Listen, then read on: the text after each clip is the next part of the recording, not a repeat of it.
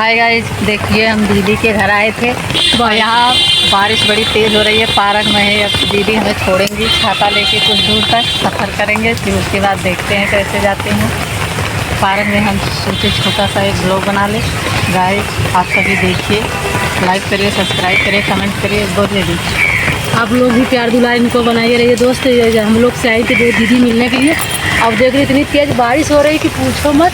ये बारिश की वजह से हम लोग छाता लेके इनको पहुंचाने जा रहे हैं। और आप लोग कब क्या बताएं, देखिए पानी चारों तरफ दिखाई दे रहा है, सब भरा है। देखो यार, ये पार्क तो पास में हमारे रूम के बगल में है पार्क, लेकिन अब बोलो दीदी बोलो बोलो। प्रणाम, नमस्कार दोस्तों, हाय। आप लोग कैसे हैं दोस्तों? कमेंट करके ज़रूर बताना।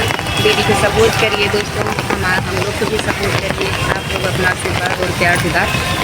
ये वीडियो नीलम ब्लॉग चैनल पे जाएगी, आप सभी जाना वहाँ पे देखना, लाइक करना, सब्सक्राइब करना, कमेंट में ज़रूर ये लिख के बताना हम लोगों का ये ब्लॉग वीडियो कैसी लगी। बाय दोस्तों, राधे राधे।